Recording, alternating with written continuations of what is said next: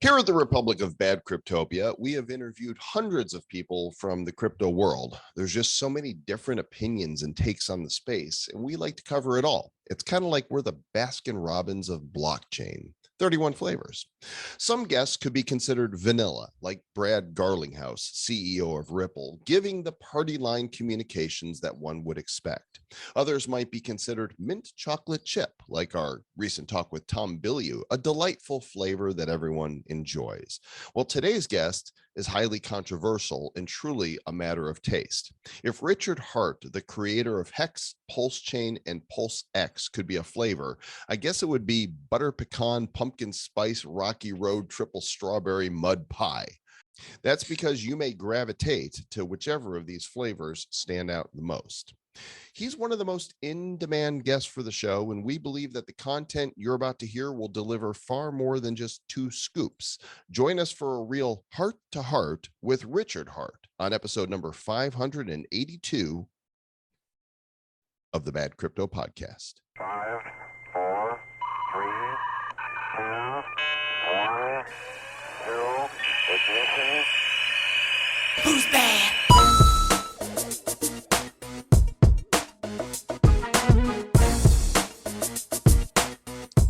Welcome to the Bad Crypto Podcast, the show for the crypto curious and the crypto serious and sometimes the crypto furious. Some of you might be crypto furious about today's interview. Angry words. You're so mad about it. You don't even know why. Yeah. I tell you what, though, that teaser you wrote there, Mr. Comm, is that had more words than most. Was it tasty?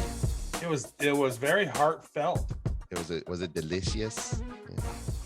I don't know. It didn't have a taste. That's Sir Lord Travis. I am Sir Lord Joel, and we are sirs just because it's respectful, and we are lords because we are Scottish landowners. It's so funny. People see my Twitter. It says Dr. Sir Lord Joel Comm, King of NFTs, and they think, well, that's pretentious, and I'm like, it's a joke. My tongue is so far out my cheek, it's popping through it. You can't see that. You know what? So it's like there's a website online where you can become an ordained minister of something. So like I filled that out a few months ago. I forgot about it. And but technically, I guess that makes me a Sir Lord Reverend Travis Wright. So, well, you would be the most high, at least. Oh, depending on the day. Can I get an amen? And the congregation, we're going to speak to Mr. Richard Hart today. It's going to be a heartfelt conversation. It is. First, I want to a little boastful. It's going to be interesting and slightly douchey. Before, I don't know who's going to be douchey part of it. Me, but I was a douchey one. A little bit. Before we get there, just want to give a shout out to our friends at Brave. The Brave wallet is the first secure crypto wallet built natively in a Web 3.0 crypto browser. No extension required. Store, manage, grow your portfolio, get NFT and multi-chain support, and more. Download the Brave privacy browser at brave.com/bad crypto and click the wallet icon to get started. I use Brave on all my things. Chrome is trash. Chrome is tracking you. Whatever you think of Joe Rogan or who he is, I recommend that you go listen to the episode that he did, number 1768, with Dr. Robert Epstein. Epstein is a liberal author and a professor and a research psychologist at the American Institute for Behavioral Research and Technology. It's a nonprofit organization, and they compile and put out data regarding the power of Google and big tech. And when you hear this stuff, you'll never want to use Google again when you hear what he's got to say. Don't use Chrome. Don't use google.com. They are using you and selling you in ways that you would not believe. In fact, they're listening right now. I bought extended routers, a mesh network for my home here to go from my main router, and it's a Google Home Mesh. I'm getting rid of them. I've ordered a new mesh that's not Google, and I'm using my Proton Mail more. I'm moving everything off Google. They can. All right, and I see that as we're reading this from the Google Doc we shared. Exactly, that's going too. So Proton now offers their own storage device, and Proton Docs or something. ProtonMail.com. Get the professional Proton Mail. Why do they have version. like docs too? So now they've rolled out a beta of their drive. version, and they've got a calendar. So you could actually import all of your events. Is it as functional as what Google offers? No, but it's private. But that's how Google gets you. They make it so seamless and convenient while they're selling your data and tracking all your shit. It's not just that. It's so far more insidious than you know. This is why I recommend people go listen to the show. And Rogan knows nothing about this. He just asked the dude questions, and the dude has the answers. Brave.com. And I recommend you guys listen to this interview here with Richard Hart. And I would not be surprised if your opinion changes on the guy, because I know that personally, I had some prejudice against him just based on some of the shit that's talked about the guy, right? You think I got some post-judice about him now. Okay. Like after talking to him, I got some ideas, right? If you that's have good. Some prejudice changed into post-judice. That's nice. You're so wordy. Yeah. So here we go. A heart-to-heart with Richard Hart. As you know, this show does not shy away from controversy. We welcome it, in fact, and we've had a number of colorful guests over the years. Sometimes people are like, wow, thanks for having that person on. Other times people are like, I can't believe you let that person on. Well, the gentleman we have with us today causes quite a bit of controversy around him, and there will be both those in this audience who go, hey, thanks for finally having him on, and I can't believe you had this guy on. We come with no expectations other than we're going to have an honest, real, open, and hopefully hilarious conversation with Mr. Richard Hart. Richard, welcome to Bad Crypto. How's it going, everybody? I'm here. The controversial one and only Satan incarnate, dressed as a Gucci sponsor. Yeah, I don't know. I'm advertising their clothes. Yeah. I'll say this. Are you a rapper? You like the bling bling? It's double-sided. Very nice. Very nice. Very hexagon. I mean, that is one hell of an ostentatious set and, garb you wear. I mean, I'm assuming you're just doing you and you don't give a shit. Oh, I give a shit. I try hard. I'm trying. I put effort into this shit. I was working on my white balance before the show started. I got 2 of these. I got like 18 watches. I got about $3 million of watches. And I was trying to fit them all, but I'm out of space. So I either can put my other watch set here and then it blocks the bokeh from these crystals. And I've had that for a while. So we're just experimenting with it. Why? Really flat. You can tell he gives a shit because everything's set up nicely. He's got, he spent time setting up that background. It's beautiful. Well, the funny thing is though, this really is just my office. So that's just my chandelier. Like there's no lighting here. I had a professional film guy shooting a documentary here yesterday. He's been shooting it for almost a year now. And, he set up his own lights that looked a million times better, but it took up all the damn space, right? Because I got stands sitting here. So you've got people. They have awesome looking stuff, but it is awesome looking stuff. You've got people who are impressed by things and the ostentatiousness and the bling and the shiny objects. And then you've got people like me that I don't care. I care about people's character. Why is all of this important to you? And there's no judgment on that. I'm just curious why this is. Well, I want to be better than everyone else. So being a really, really nice, heartfelt, honest guy who created hundreds of jobs, who did 60 million a year turnover in 2003, who had 150 employees, who was a self-made millionaire out of his front yard, who's only had happy customers his entire life, who has not a single person on the entire internet that can ever say a bad word about me.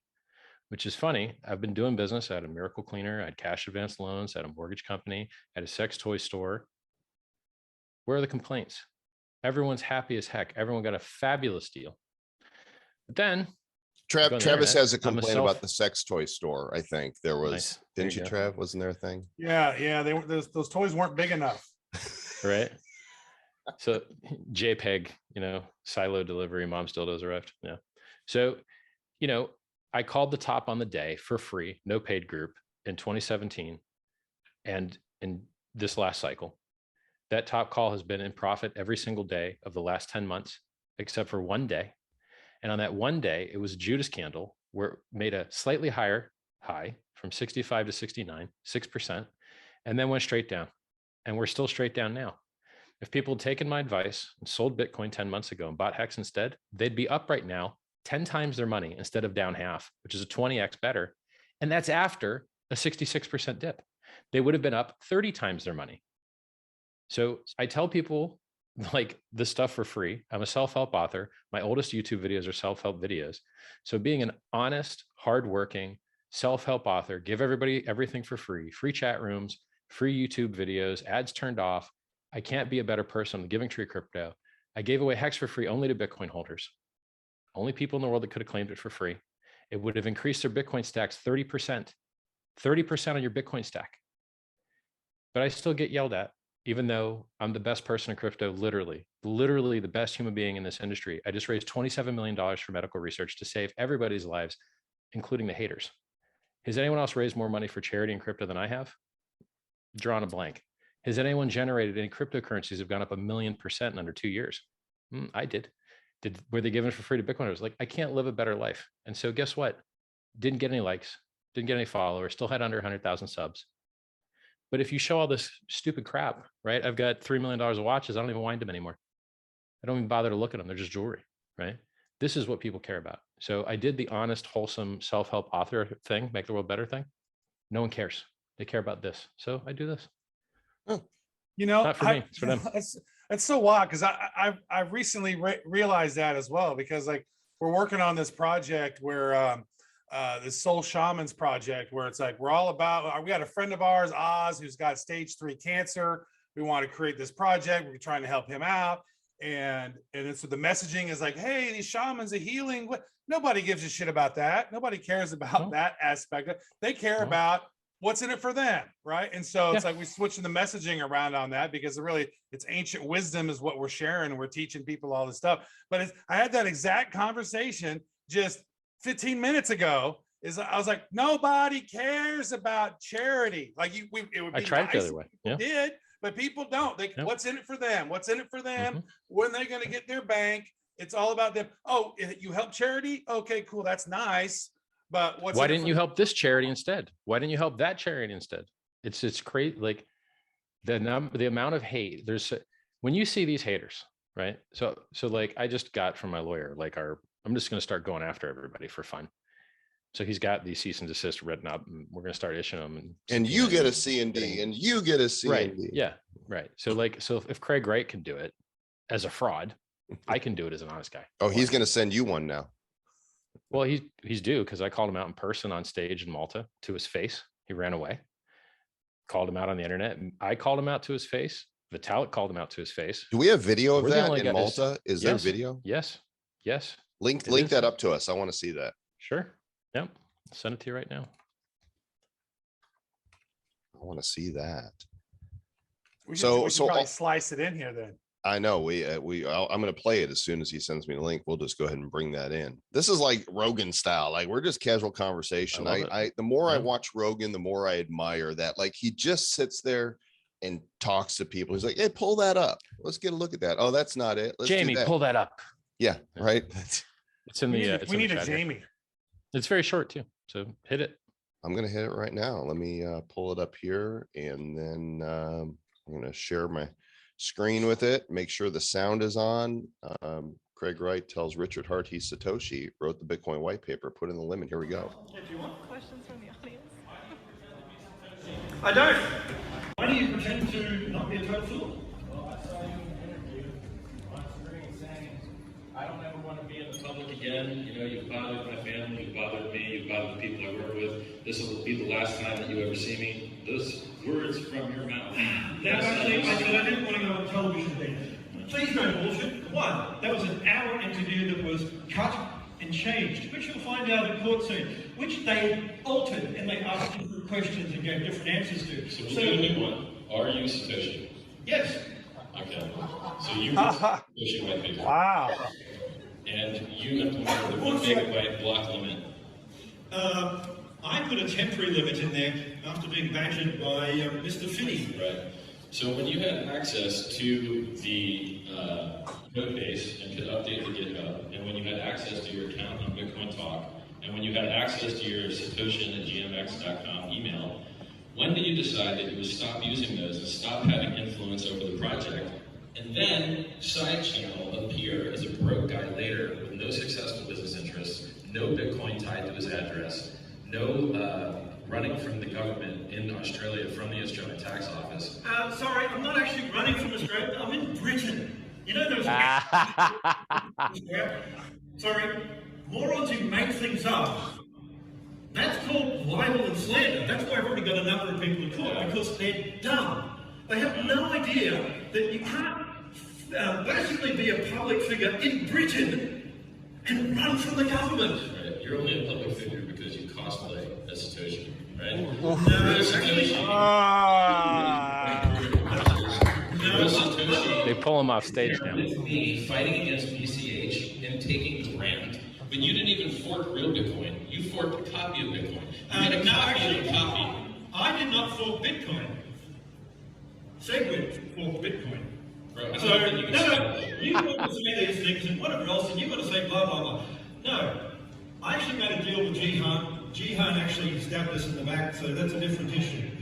I was watching you during the hash rate race when you were competing with Kelvin's hash rate from CoinGeek to try and actually take over as the authoritative chain against Bcash. No, actually, Here's the music.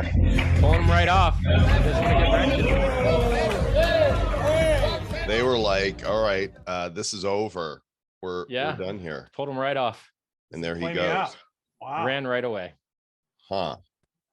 Coward. I'd like to see somebody who is a, gesture. They sort of nonverbals, and it's because when I'm Satoshi, then he looked down into the left. Like, really? That didn't look like a confident, you know what I mean? Like, that's like, he had so many weird nonverbals.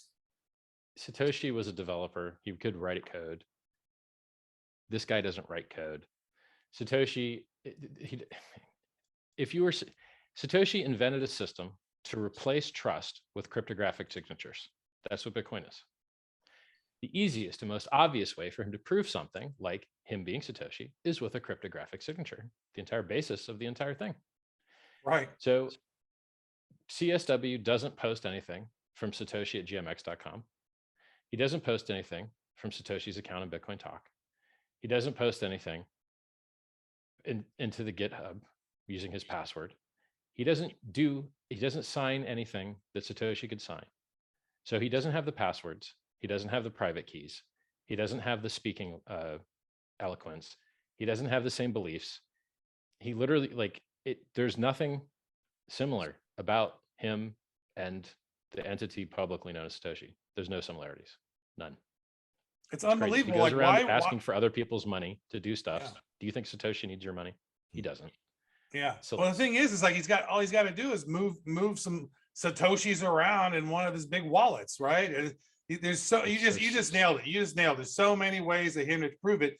But then they just had that court case or whatever, and the jury came across and said, that he got a judgment against him for $100 million and then framed it as a victory.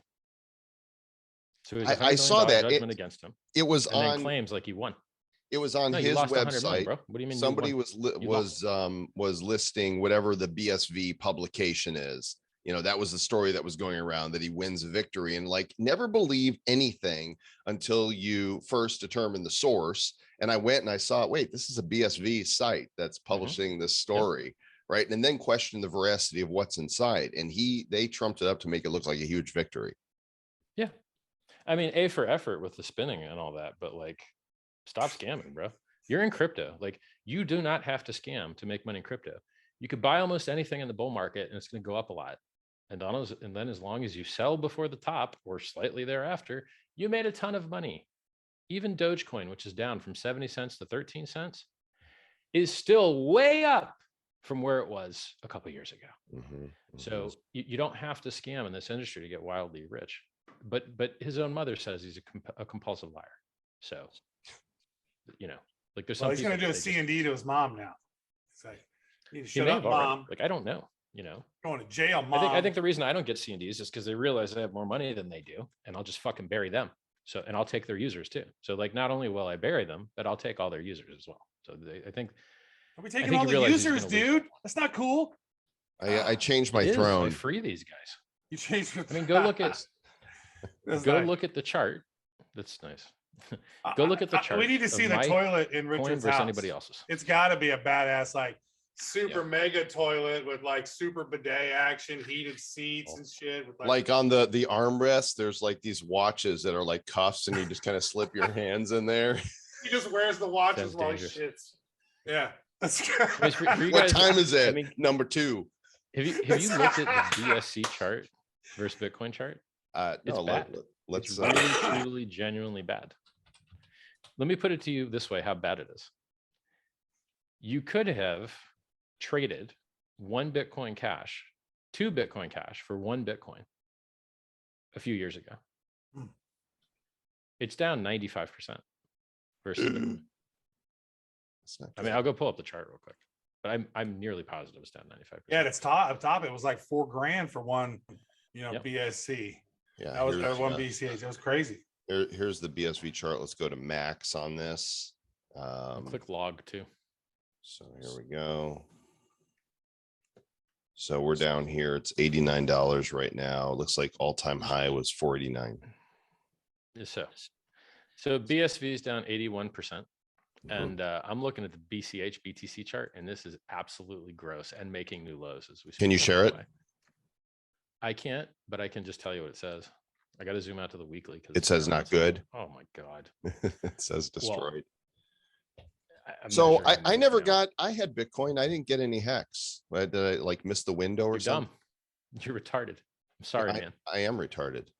I literally broke my balls so that you could get free money. Broke my balls, did everything I could, took a lot of effort, delayed my project to give you free money. If you're a Bitcoin holder and you didn't get Bitcoin Gold, Bitcoin Cash, Hex, Byteball, XRP, XLM, would you not like free money? So I got half of those, but I didn't get hex. So let me, have you repaired your balls? That's what I want to know. Yeah. Well, see, I'm really smart. You can't get it now. There was a time limit. Right? It's down 98%, by the way, over 1,533 days. Very nice. So why all the hate for hex? Tell me, because the people that come into our Telegram that have been saying you got to get rich on it, like we tried once before, it didn't work. We're going to try again. Why do people hate? Those who hate hex, obviously those who love it, worship. Why do those hate? So, well, let me tell you what it is, and then you can be in awe and try and figure out why they hate you. Okay. If you took Bitcoin and you replaced its proof of work with another proof of work, would it still be Bitcoin? Well, no, it's not Bitcoin. No. Okay. Bitcoin's So, Bitcoin. well, I guess we're screwed then, because what if the government starts pumping out SHA-256 miners? I guess we all go home, right? There's no proof of work change that we could use to like solve that problem. I'm just saying Bitcoin is Yes, Bitcoin. we could.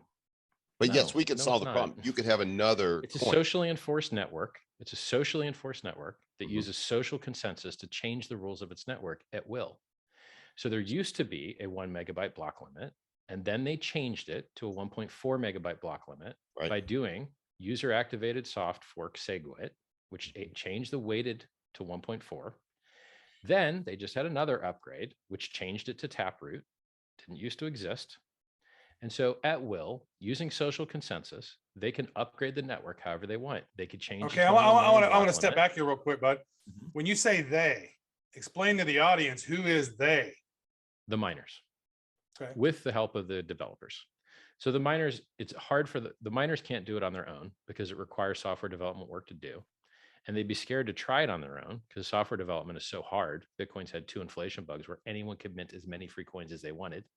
It actually happened in 2010 and they had to roll back the chain. And it happened again 2 or 3 years ago. And a Bitcoin Cash developer discovered it and responsibly disclosed it instead of minting as many free Bitcoin as you wanted, because it's garbage spaghetti code that has no modularity whatsoever, not even a written spec that you could write to. So any new piece of software you write has to be bug for bug compatible. You have to make all the bugs active in your fork to match the rest of the chain. It's not good software. And that's a reason that inflation bugs are the most dangerous bugs in all of crypto. Let me list you the coins that have had inflation bugs. 10% of Raven coin got minted out of thin air from an inflation bug and dumped on exchange. I think 2% or maybe 10% of XLM lumens got minted out of thin air and dumped on exchange. Bytecoin and Monero had inflation bugs. Luckily, the Monero one wasn't executed, but the Bytecoin one was. You see these constantly. Bitcoin's had them twice. You want to know how you solve those problems? You take your consensus code and you lock it in a smart contract that no one can ever edit, no one can ever change. And then when you upgrade the network, you don't accidentally introduce a consensus flaw where anyone can mint free coins. So Hex and every single other standard ERC20 actually is more secure from inflation bugs than any of these proof of work networks, which is why you never have any problems. When's the last time you heard of bog standard ERC20 ever having any problem whatsoever? When have you heard of proof of stake networks having problems? All the problems you see are proof of work networks. ADA is down. Solana's down. Solana has been down 3 days. But ERC20 users flying high. Life is easy. No inflation bugs on the Ethereum network. Does Bitcoin have a bug bounty program? No, Ethereum does. So long story short, all Hex is Bitcoin with a proof of work change. Instead of destroying the environment to do proof of waste, proof of work, to yield inflation, to dump the price, to give to the electric company. So the inflation in Bitcoin only pays people to destroy the environment. And the mining council of Michael Saylor that he put together said that 70% is renewable, which leaves 30% blowing the environment up. And the more the value of the Bitcoin is, the more you have to blow the environment up to defend that. Even though we've had years of proof of stake works fine, and you don't have to dump the price to pay for anything, less negative externalities. So all Hex is Bitcoin. It's a network that inflates at a very low percent in order to reward the participants for doing something that we think is good. And in Bitcoin, what they think is good is nuke the environment for security. And in our system, what we think is good is lock up the coins and burn them and delay gratification. And that pushes the price up because price is just supply and demand. So when you remove supply from the market through staking, locking, destroying the coins, it drives up the price. And that's why if you look at the chart of Bitcoin versus Ethereum versus us, we're just doing the same things they did, but at a higher inclination because we have less negative externalities. We don't have to pay for mining hardware. We don't have to pay for electricity. We don't have inflation bugs. We don't it's just a vastly superior system. So, why does this make people angry? I don't know. It's Bitcoin with proof of work change. We pay Ethereum miners instead of Bitcoin miners. We pay them a small fee. We don't give them any block rewards. The only inflation goes to people that lock up their coins and drive the price up. It's just a proof of work change. That's it. Instead, it's proof of weight. So you have to wait and pay a miner a little bit to roll your transaction. It's a hybrid proof of stake, proof of work. Proof of stake for inflation, proof of work for logging the inflation. Well, since you guys launched this thing, you guys are only up 312,000%. Oh man, is that all? That's weak. That's it. Well, it sucks because it's a dip from 1,000,000%, but hey, dips are in the game. Dips are in the game. Yeah, you were at 50 cents. I'm curious about this Pulse chain because I'm really interested. Maybe give us the background of what Pulse chain is, because I know you had some donate different cryptos to this address. Sacrifice. Yeah, sacrifice. Well, I mean, so you could donate to the. Yeah. Which one did you sacrifice for? I sacrificed. I'm not sure. I don't know. I did several There's two of them. different The first sacrifices. one was for freedom of speech, which is Pulsechain. Yep. And the second one is for freedom of movement and assembly, which is PulseX. So PulseX is a fork of Uniswap. Okay. PulseX is a fork of Uniswap, and Pulsechain is a fork of Ethereum. The difference is that our fork of Ethereum doesn't blow up the environment. It uses proof of stake instead of proof of work. It doesn't have any inflation. It only does coin burning. It burns 25% of the fees. It's also the world's largest airdrop. Every single Ethereum user will receive a copy of their coins on the Pulsechain network, and they don't have to do anything. They don't need to sign up. They don't have to create new keys. They don't have to install a new wallet. They don't have to do anything. It just works. You change one setting in MetaMask. You don't even have to change a setting. You click a button on a website, pops open the MetaMask window that says, do you want to change networks? You say yes, you're on the Pulsechain, and then you add your coins. Which coins do you got? Okay, add this one, add that one, add this one. And it's all there. And all of them, basically. It's a full copy, right? Full copy. Every ERC20 token in existence, every NFT in existence is going to be copied. The entire system state of the Ethereum blockchain is being copied. How there does may that? be some exceptions, like we may just remove some scammers coins, just not include them in the fork. But we don't even have time to look at that right now. We're just busy building right now. I totally understand forks of all the tokens, and the market will decide what they want to use. But the utility of those within the ecosystems, they're not going to allow those tokens to be used, right? So how do they get utility? Well, let's talk about utility. Okay. All anyone cares about are ticker symbols and prices. And before NFTs got popular, and this bear market might make them unpopular, all you would use Ethereum for is Uniswap. So people care about FOMOing and trading, which is Uniswap. They care about ticker symbol memes, a reason to FOMO. And that's all these things really are. So when we fork over the network state, there's an automated market maker bot that goes and empties out Uniswap of all the PRC20 copies. So the ERC20 copies, we call them PRC20s on this side. It empties them all out. And it goes to SushiSwap and it empties them all out because there's a 1,000,000x misprice, because we're inflating the virtual Ethereum supply, which is now called Pulse. We're inflating that by 1,000,000x to give all the sacrificers their free coins. Now there's a 1,000,000x misprice in the ratios. Now all the PRC20s are 1,000,000 times cheaper than they should be. We need to drive up their prices 1,000,000-fold so that everybody's market caps are even again, because we inflated the Pulse by 1,000,000. And so the automated market maker bot goes in there, buys all their prices up 1,000,000x, and ends up with a giant stack of PRC20s. And it deposits those in the PulseX system, making it the most liquid exchange on the entire Pulse ecosystem. And then those other ones will have to buy back their liquidity if they want to at a extremely higher price, or just add from their own bags, right? So what we're doing is, our bots get rich by equalizing differences between two different price places. If you only have one price place with all the liquidity, it's more efficient because the ARM bots don't have anything to arb to get rich. So it's more efficient for the user. And originally we were going to built in a fee burn into that, but you can't automate it because Uniswap routing's off chain. You can't do it on chain. It's too intensive.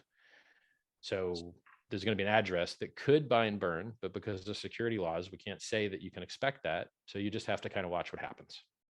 Maybe it'll buy it burn, maybe it won't. Can't give you any expectation of profit from the work of others because of security laws. So, and by the way, that PulseX sacrifice is over $1 billion now. Yeah, right here, Pulsex.com. When I say over $1 billion, I mean there's $250 million of DAI sitting there, stablecoin. There's like $130 million of USDC sitting there. There's like $30 million of USDT sitting there.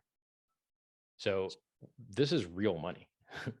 And then if you go look at the other sacrifice address for the Pulse chain sacrifice, it's got hundreds of millions of dollars as well. There's over $660 million of stablecoins in those two addresses alone.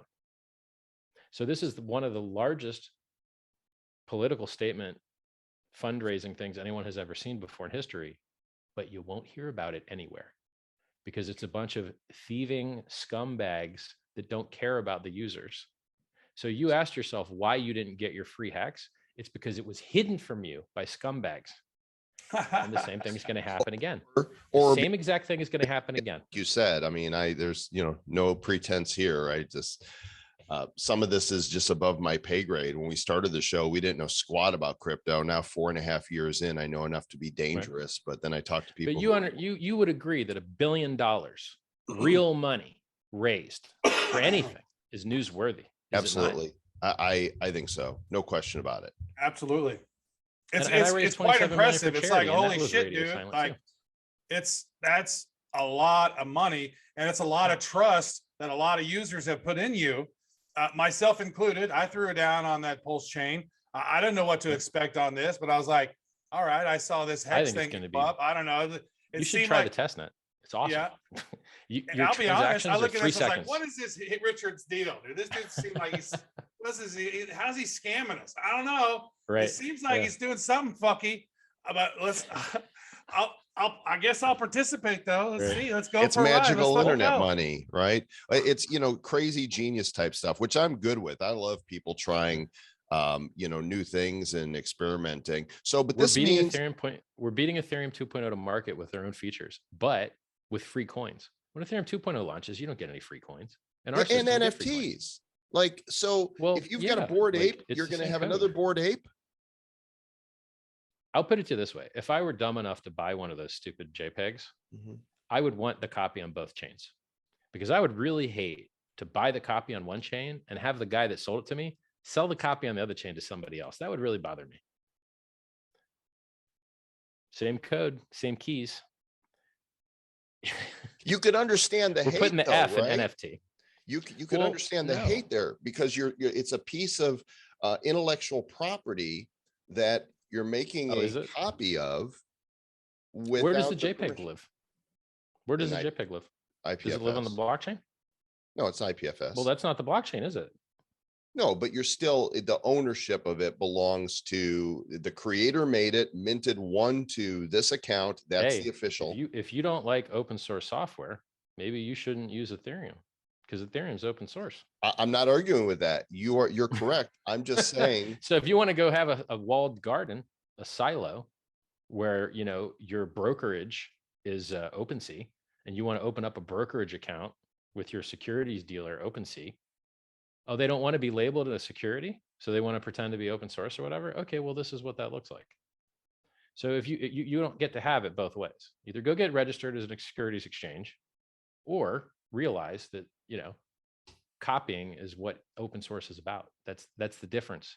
That's the difference between open source software and other software. But you have intellectual property, right, as well. I'm just playing devil's advocate here, but I'm trying to look at it as a creator. And I'm very clear and open about it. I don't pretend to be open source. Like, Hex is not open source. Hex is open to verify, open to view, open to audit. It's got 2 security audits, 1 economics audit. Bitcoin has none of those, by the way. And it's worked perfectly flawless for years. Bitcoin.org was hacked only months ago. Hex.com's never been hacked. Bitcoin, the chain, has been hacked. Hex has never been hacked. Bitcoin's dropped 85% every few years. Ethereum's dropped 95%. Hex has never dropped 95%. Not since it's had a market. So we win and dominate absolutely everyone in every single measurement possible. But I still get accused of shit. And it just drives me wild. I'm like, at what point are these people going to realize we won? The game is over. We won already. And people are just like, oh, I don't know what's going on. Well, it shouldn't drive you wild. I mean, if you believe in what you're doing, who cares? I mean, I'm here for glory, bro. And the glory only counts if people recognize and respect. So why do you need that? I have to shove it down their throat. Wait, why do you need that? Significance driven. I am significance driven. I love that you recognize that. Like, there's a lot of people that wouldn't have the awareness, and you're like, I need. That's right. See, I want maybe these that's guys why to they don't know give it to you. That I would say that Yep. it's quite possible, since it's like you're like, give me this, and they're like, my nope, mental not doing problem allows me to enrich the rest of the world with great products. So yeah, lucky that I have a hole in my soul that doesn't get filled, because I keep being productive. Because I know a lot of other people that have the opportunities that I have that wouldn't be working as hard as I work. Most people walking around with holes in their souls. So you just, like I say, you do you. This still, I want to go back to this intellectual property thing for a moment. Let's say you had a family member that created some amazing artwork, and they treasured it, and they minted this thing as an NFT, and there was only intended to be one, and it's on Ethereum, and then somebody comes along. Well, then if I were you, I would say our NFT is only valid if its ownership is logged on the Ethereum chain, and we ignore the validity of any copies or forks on other chains. But I think it's a little bit stupid, because the whole concept of your NFT, like, first of all, I buy JPEGs from designers and I get the rights and I can do what I want with them. But for the vast majority of people that purchase NFTs, you don't get the rights. You get a serial number loosely related to a JPEG, which may or may not still be hosted on the internet, depending on whether OpenSea servers are responding or not. So for instance, Twitter just integrated with OpenSea, and OpenSea servers went down, and then people's little profile pictures went down. So this idea that you're buying an NFT and then it's actually yours is comical, because it's not yours. It's yours as long as OpenSea decides to keep hosting it, as long as OpenSea allows that database to continue to exist. And then people are like, oh, IPFS. You guys are going to need a lot more adoption on IPFS before that argument works. Mhm. Because right now, when Twitter integration with OpenSea goes down, the JPEGs go away. You In took the a end, you watch shouldn't be off. buying JPEGs. You took two Yeah, it was writes too off. You hot, took dude. took one. Are you done stripping? That's all I Sweating want to over know. here, dude. It's hot in here, man. I These feel guys like brought the camera gotta kit drop with the the LEDs. bling. It was way smarter. we're So hot in here. we're uncovering the real Richard Hart here. Yeah. Like, You shouldn't buy JPEGs. You shouldn't. okay. If you do buy we're big JPEG, fans. I know, but like We sell JPEGs. not gonna. That's beautiful. If you can sell JPEGs, sell them. But if you're buying them, What about the utility aspect of them? You know what I mean? Because there's things that they unlock experiences. They unlock different things that can happen in real life or in the virtual world. So it's like, oh, you have this NFT, you get to come to this concert, you get to come and do this. So there's definitely utility in these bad boys for sure. And they're not going away. Do frame their concert tickets. People buy concert tickets. They go to the concert. They frame it. It has value. Well, like somebody like, look, I think NFTs have tons of utility. Right. You just don't overpay for them. So, for instance, when you open a Uniswap position, Uniswap makes you an NFT, and that NFT represents your position, and you can go put that into a lending thing and get collateralized and borrow money against your liquidity position in Uniswap. And it even comes with a little picture, a little colorful picture, an ugly little colorful picture, but it's still unique to that NFT, to that liquidity position.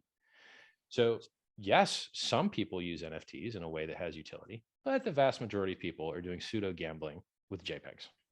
I would agree. A lot of people are, especially on Ethereum. Now, whenever you're taking these, and I would say that I think that NFTs should be able to be moved cross-chain. Like if I wanted to take my Ethereum one and move it over to Binance or move it over somewhere else, I should be able to. But, I mean, you guys know that you're the only ones that will be able to use the NFT. It's your keys. It's the same exact code. Only your keys have it. So like if someone parked a Ferrari, like if you had a Ferrari and someone gave you another Ferrari, would you be like ultra mad about it? You're like, oh, I gotta insure this thing now. No, you could like sell it. But it's not a real. It's not a real Ferrari. It's a fake Ferrari. Oh, it would be though. Well, but these aren't. These aren't. If they're not endorsed by the official collection, if somebody comes on the wax and makes copies of our NFTs, we're like, no, those are bullshit. Yeah. Okay. So it's not a real. What do you pay? Let me ask you a question. What are you paying to mint this? On wax? $500, $300. Next to nothing on wax. Next to nothing on wax. Yeah. Because on Ethereum, which is the only network I'm working with, it seems like they're getting robbed really, really badly. By the way, apparently people are actually getting robbed of their NFTs from OpenSea as well somehow. By the way, did you see that the guy that used to run the like announcement page for OpenSea was skimming and just buying stuff up before announcing it? Heard about that. 20 or 30 million for himself. What a dude. And didn't see anything wrong with it. He didn't see anything wrong with it. So he would buy something, then list it publicly on their front page, and then dump it. And you're like, obviously how's that not unethical. I don't know. Yeah. That's I don't know, man. I have a question. So around this, so now there's going to be all these PRC20 tokens, right? So let's say, for example, I have some Gala token. And it's like, I got 1 million Gala tokens over here. And now what? I have P Gala over here, or is that how that's set up? And then now is there going to be another like CoinGecko that's going to show me all the P tokens that I have, the values if they want to leech our users for profit, I guess there will be, because that's all they do is they get search engine rank on your coin so that they can leech your users' attention, so they can shove ads at them for margin trading so they can get wrecked. That's what coin ranking sites do. They advertise margin trading to get you, the user, to lose all your money. So coin ranking sites are actually cancer. Most of crypto media is actually cancer. So you are the solution to all the things. You are not all the things, but a lot. A lot. Things. What's the most destructive thing you can do in cryptocurrency? Margin trade. What does every YouTuber promote? Margin trading. Horrible. Yeah, well, I agree. Most of these YouTubers, I think they're violating laws. That I'm surprised that there aren't, lawsuits and people getting arrested for the shit they put out there. Like from day one, we've said we will never tell you to buy anything You be a grown-ass adult, do your own due diligence. We're not responsible. So, because we want to, like, I don't want to be responsible for that, for telling people what to do with their money. Mm-hmm. Sure. Not enough And people I'll tell do you another enough thing. research, man. Not enough people fucking know how to dive in and But learn even about if they shit did their on their own. research, They it's gotta like be idiots doing spoon-fed. research is still useless. Like if you're an idiot and you do your own research, you're still going to get idiot results. So That's even true. doing your own research isn't actually like. This is why my throne is a toilet. This is. I saw that. It looks like a nice butt plug in there. Yeah. So like the issue, I actually saw a JPEG of somebody like sitting down on one of these Chinese like pneumatic chairs, and then the seat gave through and the pneumatic went up his butt. Holy crap. JPEG. Oh, nice. Makes you not want to sit on those chairs anymore. Damn, or go to Depending on China. your lifestyle, I guess. It makes me not want to go to So China. this guy looks like the kind of guy that wouldn't have minded it. He's just like he dressed like me. So the issue is, let's say you wanted to advertise a cryptocurrency that went up. So when those ads went out on in the UK and those wrap taxis, it said that the hex price went up 11,000%. Can you imagine you saw that ad? Scam. Oh yeah, scam. It's up 1,000,000% now. 1,000,000. It went up 1,000x. Well, 100x, I think. It went up 100x past that ad, but you were too smart to buy. Economist magazine, right? There was hex ads in Economist magazine. It said it's just Bitcoin with proof of work change. Check it out. It's a Nobel Prize worthy invention. The average stake length is 6.1 years. It was 5.8 back then. Now it's 6.1. I remember when it used to be 4.8. It just keeps going up. People are believing in the system more and more. Their stake lengths are getting longer and longer. There's no other financial instrument in the history of man where people have locked up their money for real. You ain't getting it out for 6.1 years average. To get a 6.1 average, you got to have a lot of people with 15 to make up for the people that have 1. When you lock up your coin for 15 years, you cannot get your principal out until year 7.5. You will get penalized. At year 7.5, you can forgo your interest and just get your principal out. You served half your term. You're just going to lose your interest. It's fair. So the penalty that you pay is in relationship to how much you lied. You said you're going to stake this long. You didn't do it. You lied. You get a penalty in proportion to how much you lied. Very fair. Called the truth engine. So is that Nobel Prize worthy? I think it is. Have you seen the other trash that gets Nobel Prizes in economics? It's really trash. These are not useful things. Getting people to delay gratification is the best thing any investor can do in something that has product market fit. Time in the market matters more than timing the market. Now, look, if you bought a scam, you're just screwed. If you hold a scam for longer, it doesn't help you.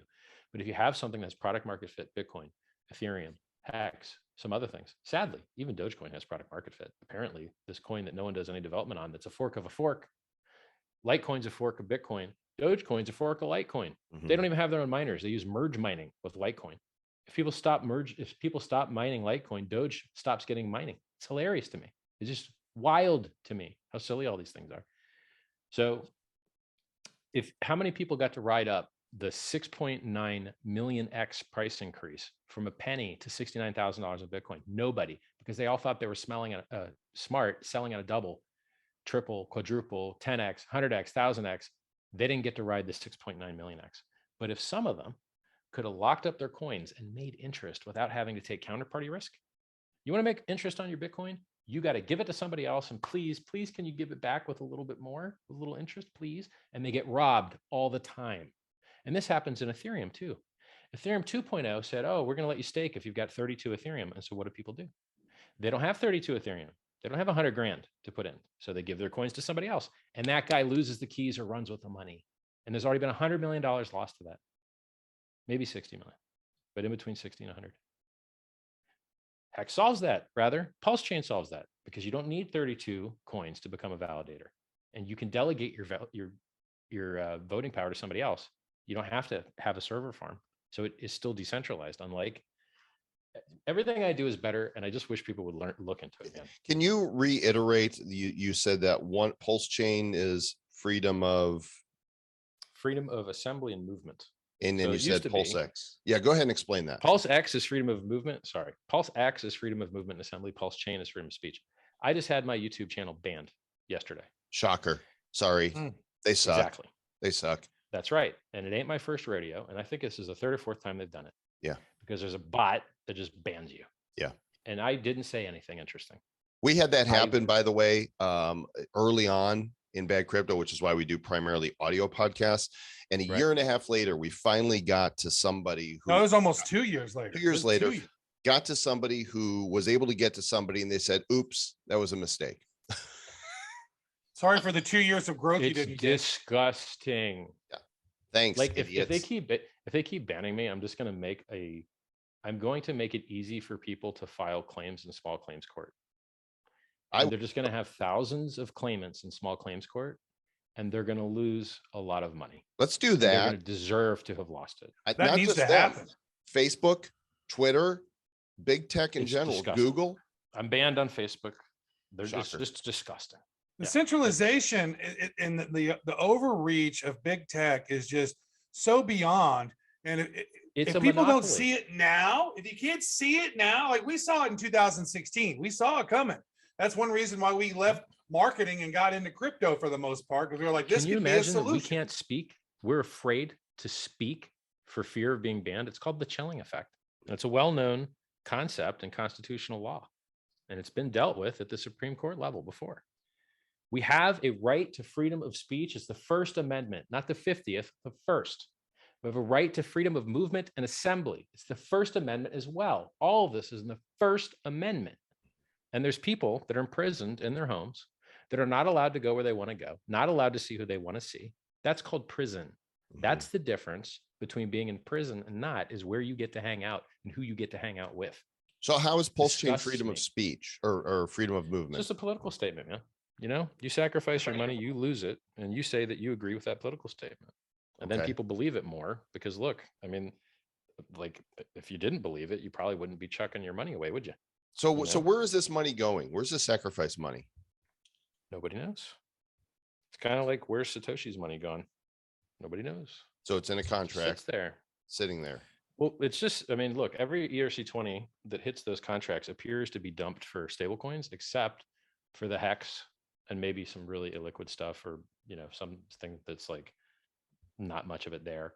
But if you do the chain analysis, it looks like whatever may control those addresses or whomever, it just seems to like Hex and stable coins and dumps everything else.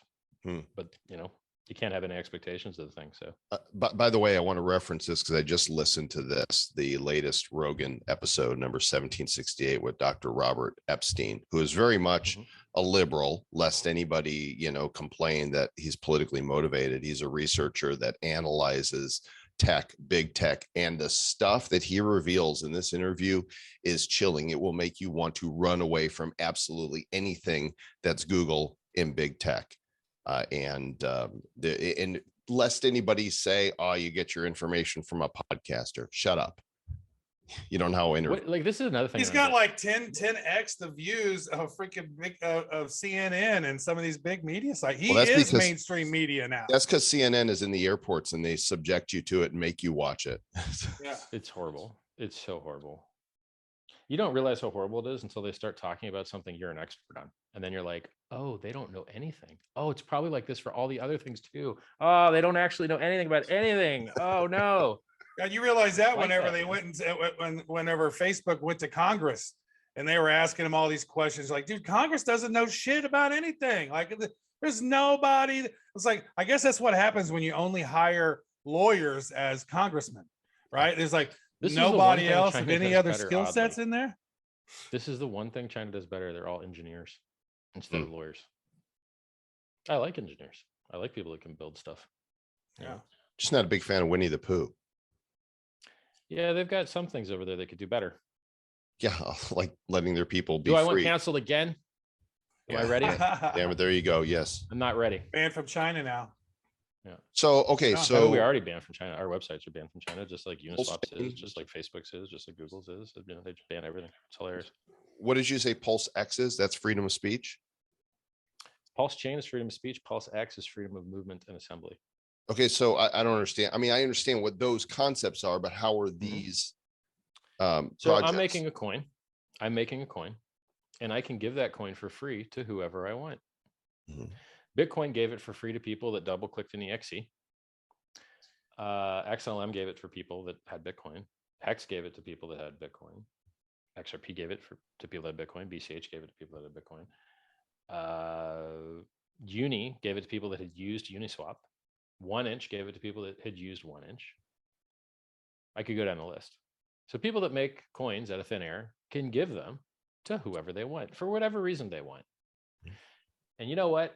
There's political beliefs that I have, and I like other people that have those political beliefs.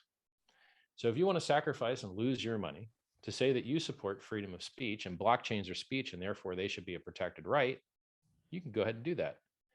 And I'm going to witness that you made that political statement, and I'm going to give you free coins. And technically, actually, like, I'm not even giving you free coins. I'm just creating a system that magically your keys happen to open. So it's not even, I'm not even giving them to you. It's like one layer removed. I'm creating a system where your keys work. And there's a database that has those values. And it launches at 0. They have no monetary value when you receive them. So I'm not even giving you money. But it turns out these coins that launch at 0, like Bitcoin did, like Hex did, like everything does, everything launches at 0. That's how life is.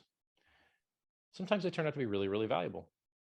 And so you get witnessed for making a political statement. You get something for free that has no monetary value. And then if it goes up in price a lot, congratulations. Good for you. And it's pretty genius because $27 million was generated for the 501c3 registered charity, the SENS Foundation, SENS.org, to do medical research to save your life.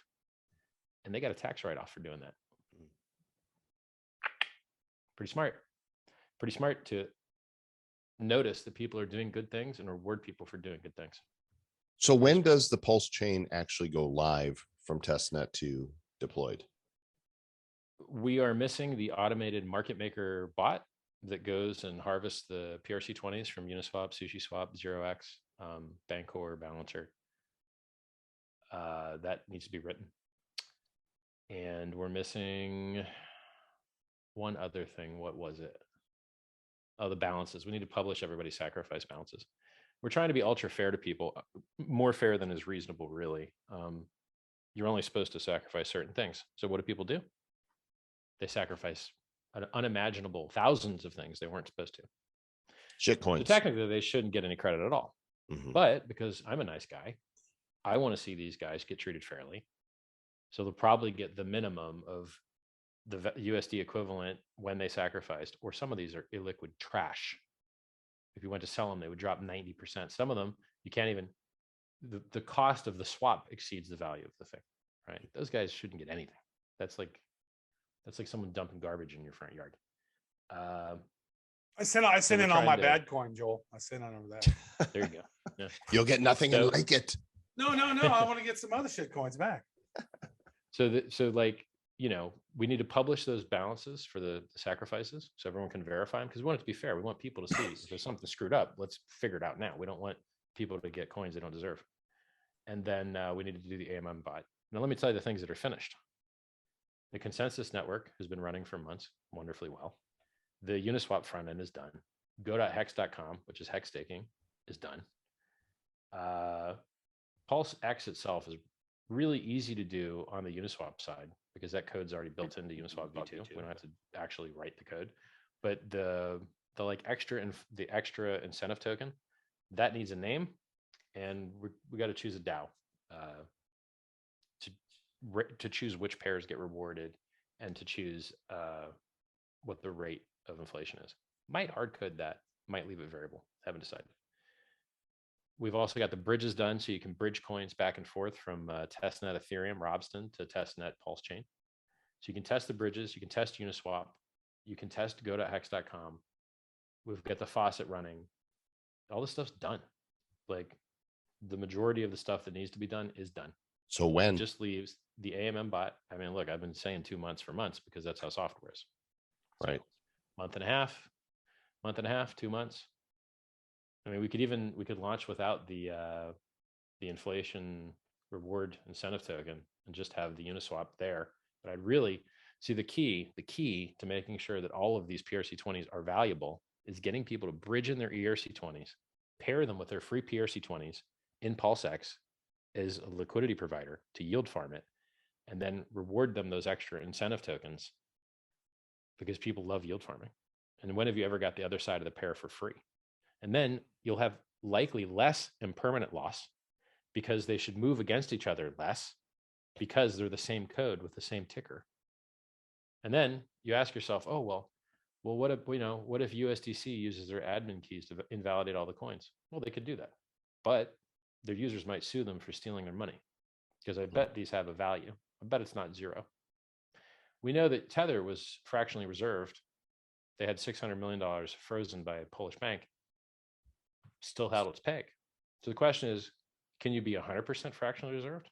I don't know. I guess we're going to find out. This has never been done before. It's a great experiment. And other things, yeah, like let's say Chainlink. Let's say they don't plug their oracles into the system. Who cares? I bet after the prices move around a bit, it'll get to a steady state because so I invented something called Hart's Law. Hart's Law states that the price of things that trade against each other move up and down at the same time versus the dollar because they're bonded by the liquidity in their pair. So the reason Bitcoin and Ethereum move up and down roughly identically lately is because they're interchangeable for each other. So if you can interchange your Bitcoin for your Ethereum and Ethereum goes up a lot, you have the option, if you wish to harvest that.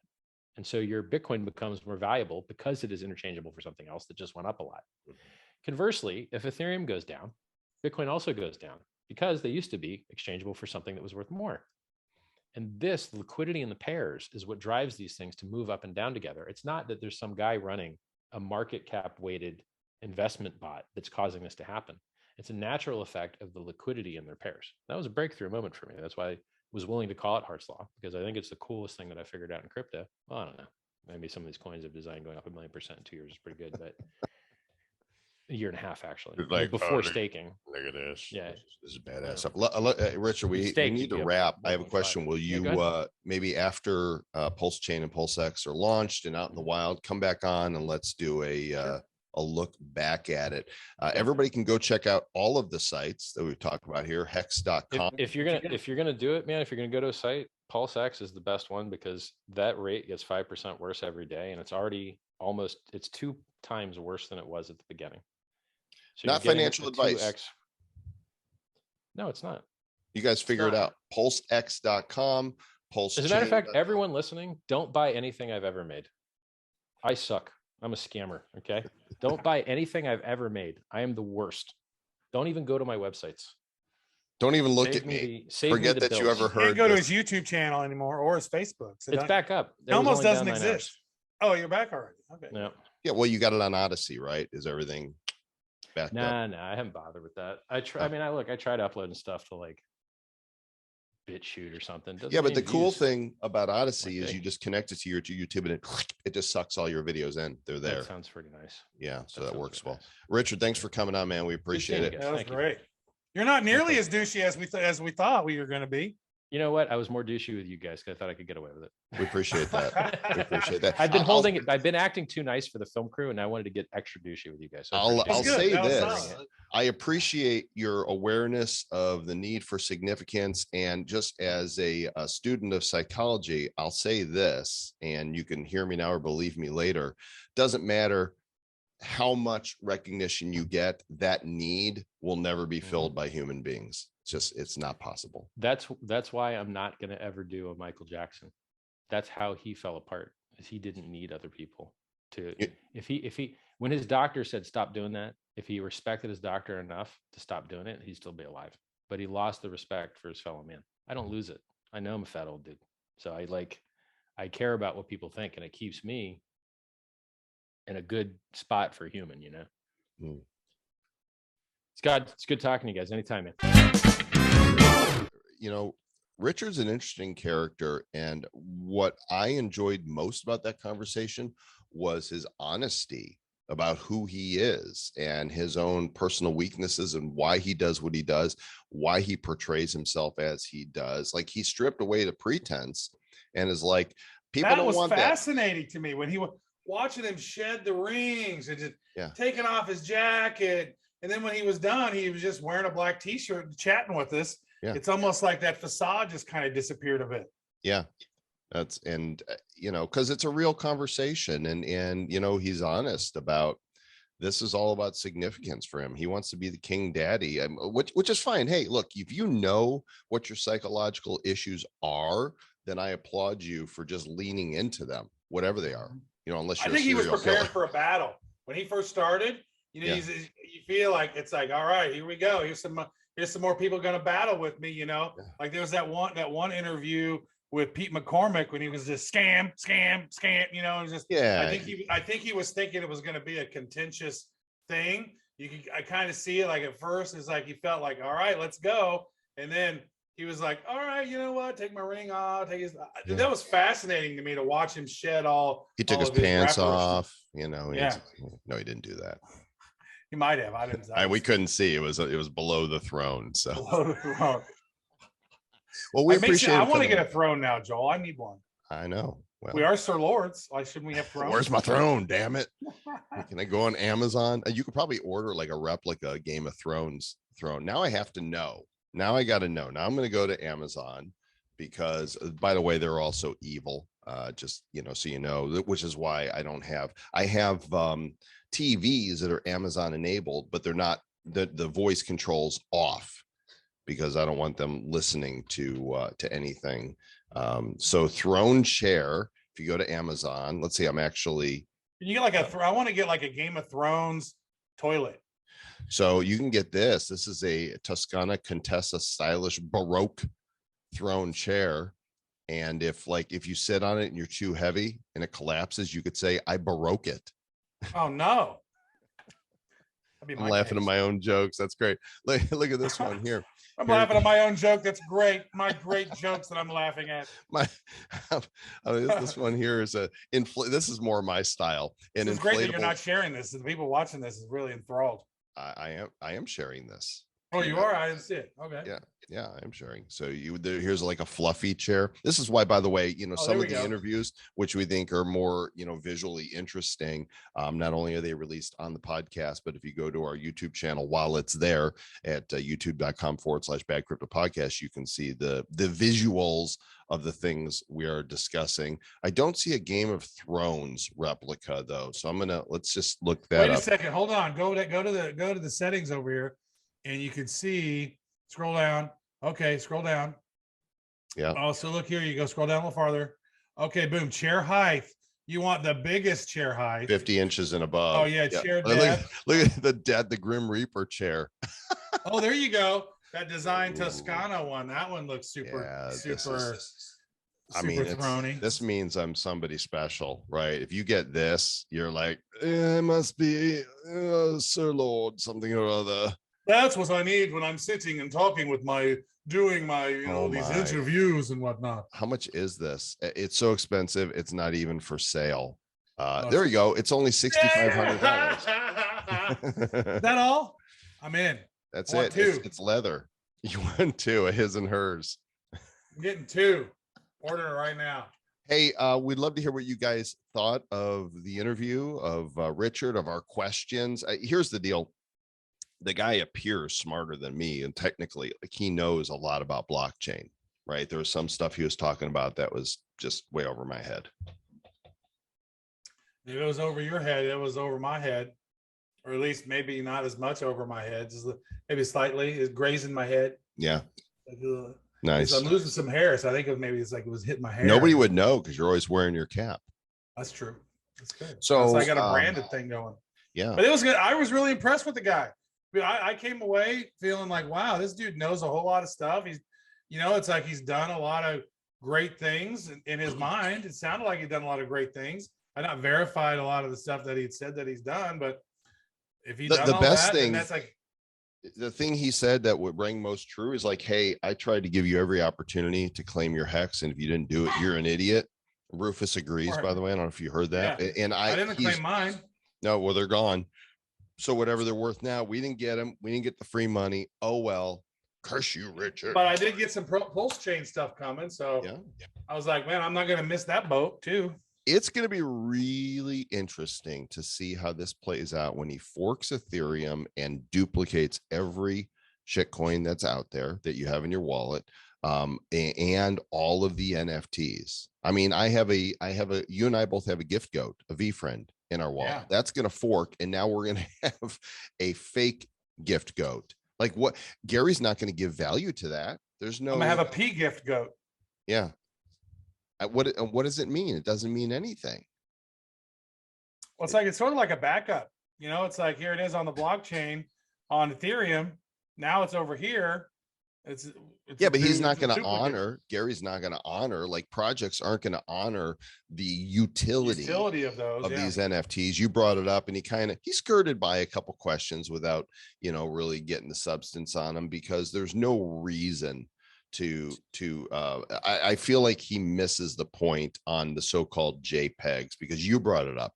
The utility behind them is what really drives a lot of these, not just the art.